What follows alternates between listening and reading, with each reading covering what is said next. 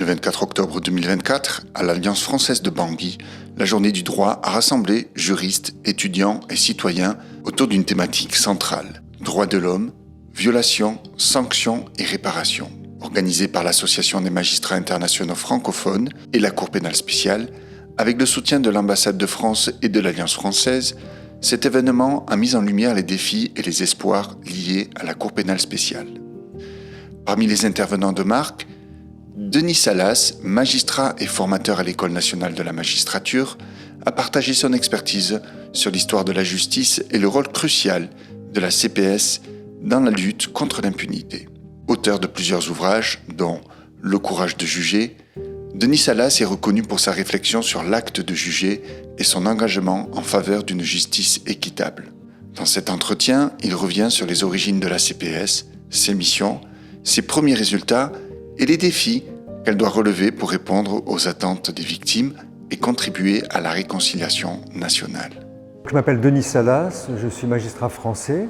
J'ai exercé en juridiction pendant un certain nombre d'années et puis ensuite j'ai exercé des fonctions d'enseignement à l'école de la magistrature et actuellement je préside une association Robert Badinter qui s'occupe d'histoire de la justice et qui essaie de développer notamment les archives orales, les entretiens avec les magistrats, les avocats, tout ce qui concerne l'histoire de la justice et de ses professions.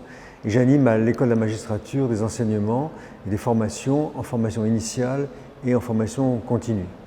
Il me semble important de rappeler l'histoire de la justice pénale internationale dans une temporalité assez longue.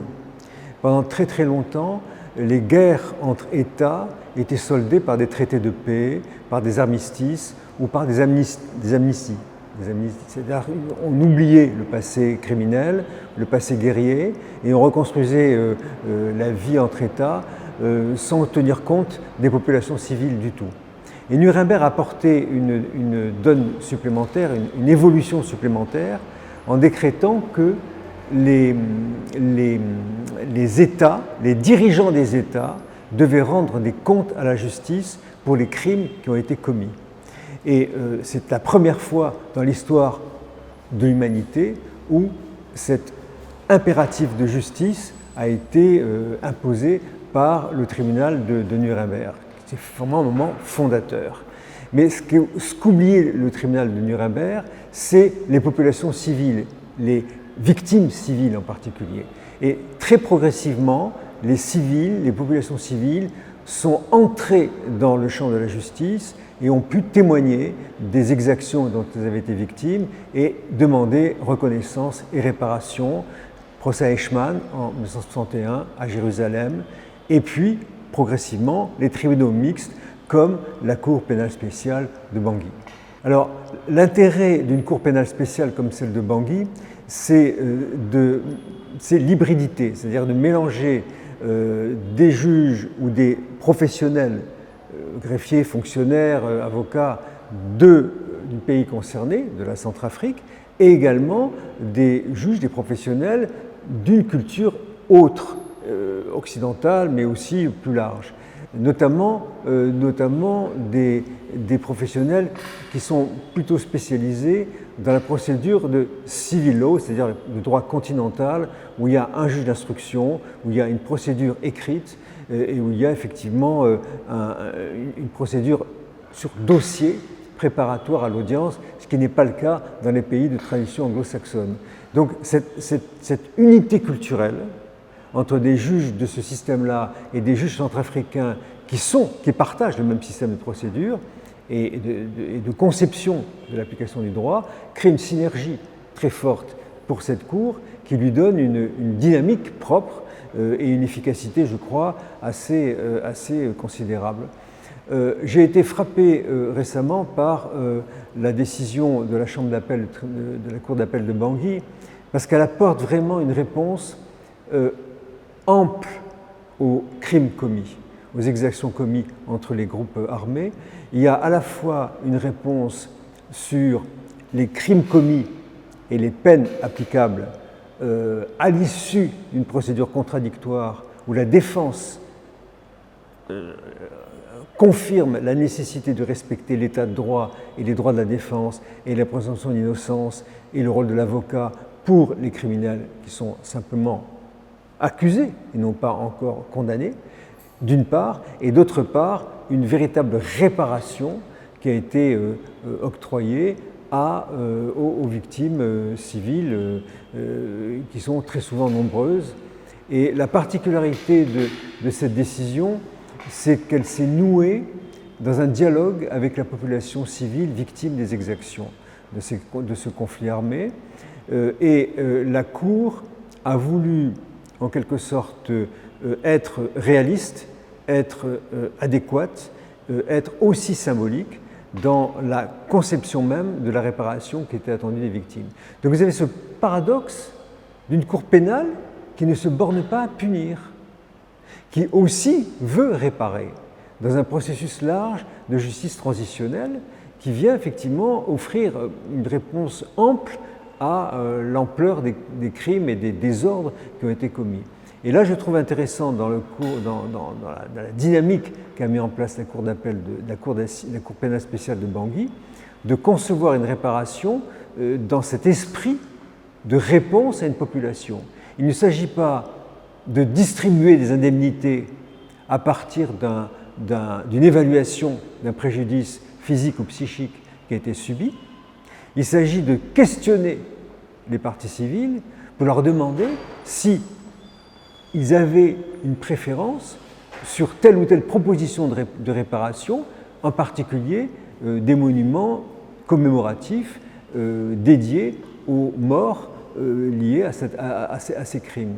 Et la population a dit non, nous ne voulons pas, nous ne préférons pas, nous ne souhaitons pas qu'il y ait ces monuments qui pourraient attirer le malheur sur nous, sur notre communauté, dans leur esprit.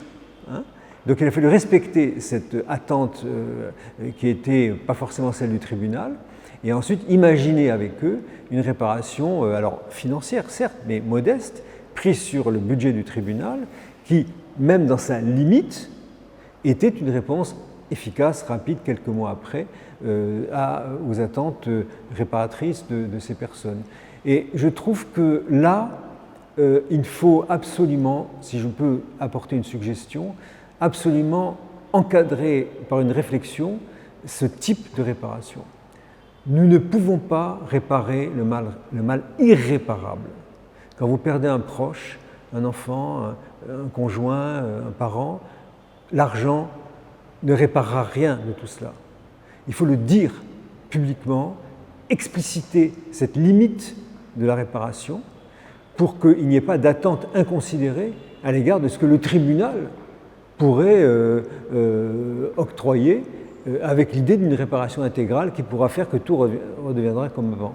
Donc cette idée de prendre une précaution oratoire préalable pour dire voilà notre limite, nos moyens, notre souhait de satisfaire votre demande de réparation, qui sera toujours symbolique, mais qui ne pourra pas réparer l'amplitude du mal que vous avez commis.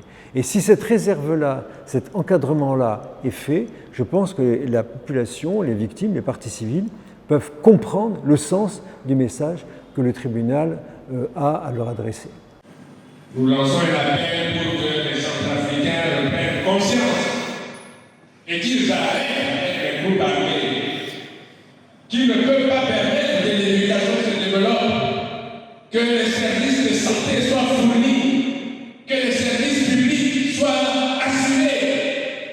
Parce que chacun croit qu'avec le fusil, il devient quoi? Il devient l'ancien, il fait ce qu'il veut.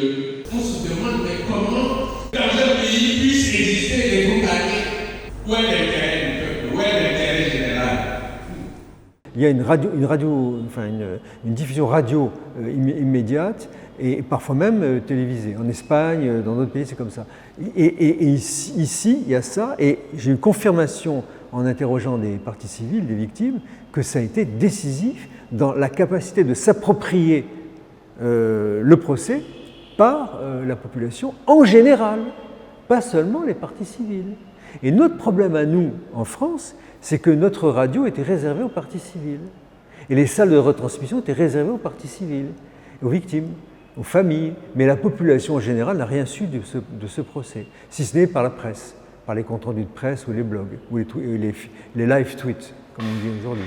Donc c'était quand même, en termes de capacité d'information et également d'appropriation de l'œuvre de justice par la population, on est loin, Bangui est en avance par rapport à la France. C'est ça l'idée. Ce n'est pas de la com', c'est aussi travailler à la démocratisation de la justice et des institutions politiques en général. Et si on ne fait pas ça, on perdra la bataille de la démocratisation de la justice. Regardez les conséquences qu'a eu la volonté d'une partie civile à Mazan, vous avez suivi cette affaire du viol de Mazan, dire « Ah non, moi je ne veux pas du huis clos.